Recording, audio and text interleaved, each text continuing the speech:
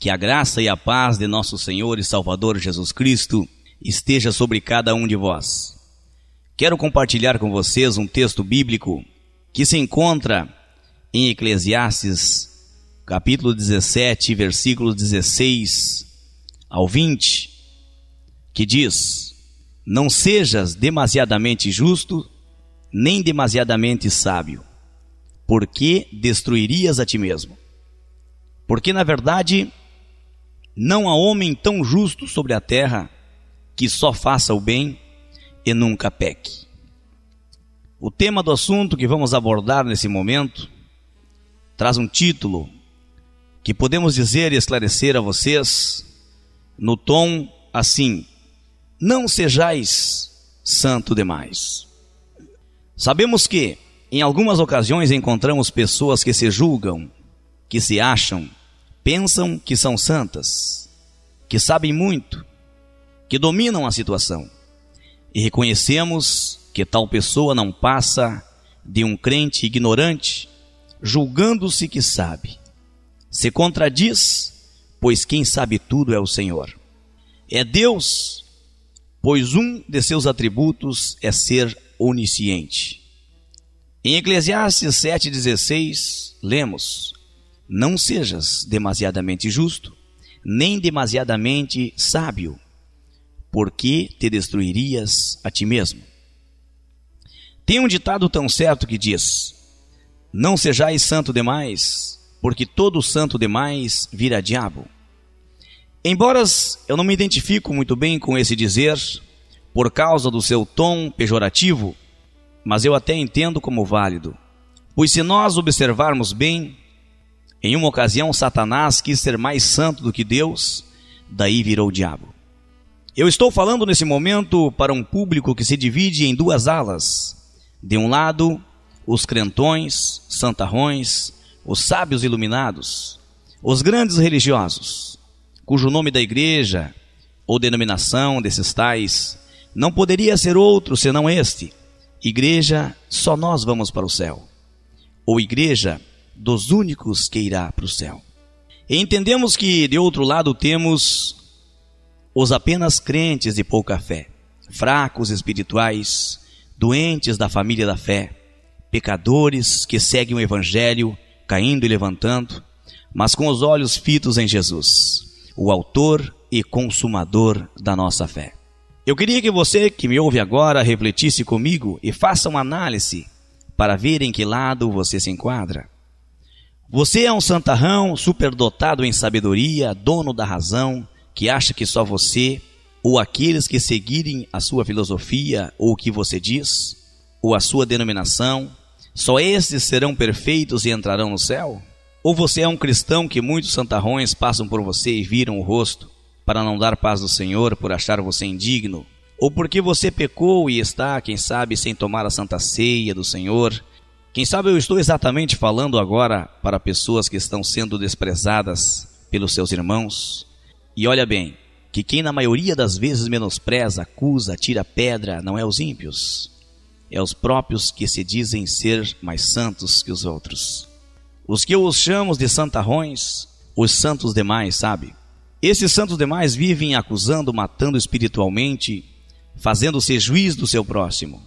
Ei você, santo demais, tu és irmão? Ajude seu semelhante. Não te faças juiz dele, pois Deus não te chamou para isso, para ser juiz do teu irmão. A Bíblia diz assim: como julgas, serás julgado, e com a medida em que medires, serás medido. E ainda digo mais: Jesus, que nunca pecou e poderia julgar, mas assim nunca o fez. Na passagem bíblica que conhecemos, quando muitos acusadores trouxeram uma mulher pecadora para ser morta, apedrejada, Jesus disse aos acusadores desta mulher: aquele que não tiver pecado, atire a primeira pedra. E o que aconteceu? Todos se retiraram um a um, pois tinham erros em suas vidas. Muito bem, voltamos ao título da mensagem de hoje. Não sejais santo demais, pois todo santo demais vira diabo. Você pode estar se perguntando agora: mas o que esse pregador está falando? Eu quero em rápidas palavras esclarecer algo pela Bíblia que nos relata sobre a pessoa de Satanás, o diabo. Que embora o propósito desse artigo não seja aquele que produzirá mais enriquecimento espiritual, é no entanto necessário conhecer o que a palavra de Deus nos diz acerca de Satanás. Mesmo estando cientes da sua astúcia e da sua força, devemos estar prevenidos para não sermos surpreendidos nas suas astúcias, suas manhas de enganar. E sabendo também que esse adversário foi vencido por Jesus, nosso Salvador, devemos fortificar-nos para lhe resistirmos, mas sem contudo desafiarmos, pois ele é mais forte do que nós. Todavia com Jesus seremos sempre vencedores, mas somente com Jesus. A palavra de Deus pouco nos diz acerca de Satanás, e as poucas passagens que dele nos falam fazem-nos de forma velada, com certa vigilância, assim. E mais particularmente aquelas que fazem alusão ao seu estado original, sobre a figura do rei da Babilônia. Em Isaías 14, é-nos descrito com o título de que lhe é dado: como caíste do céu, ó estrela da manhã, filho da alva, no versículo 12. Sobre a figura do rei de Tiro, Ezequiel diz algo mais acerca daquele que tinha sido criado com perfeita ou em perfeita formosura, mas cujo orgulho o fez sucumbir. Tu és o sinete da perfeição, cheio de sabedoria e formosura. Estavas no Éden, jardim de Deus, de todas as pedras preciosas te cobrias. Tu eras querubim ungido para proteger, e te estabeleci, permanecia no monte santo de Deus, perfeito eras nos seus caminhos, desde o dia em que foste criado, até que se achou iniquidade em ti. Ezequiel 28, do 12 ao 15. Estas passagens, apesar do mistério que as envolve, dizem-nos que Satanás era um anjo glorioso quando foi criado. A dignidade que então lhe fora conferida proíbe os próprios anjos do Senhor uma atitude injuriosa contra ele. Veja-se em 2 Pedro 2 e 11 e Judas 8 e 9. As capacidades que lhe foram dadas continuam sendo dele, o que torna mais perigosa a sua perversa sutileza. Dando instruções a Timóteo no que respeita ao estabelecimento de anciões, o apóstolo Paulo diz que não seja neófito, para que, ensoberbecendo-se, não caia na condenação do diabo. 1 Timóteo 3 e 6. Satanás se exaltou, foi humilhado. Se levantou contra Deus, foi abatido. Quis ser mais santo que Deus, virou diabo. Quero ressaltar aos que me ouvem nesse momento: não caia na condenação do diabo.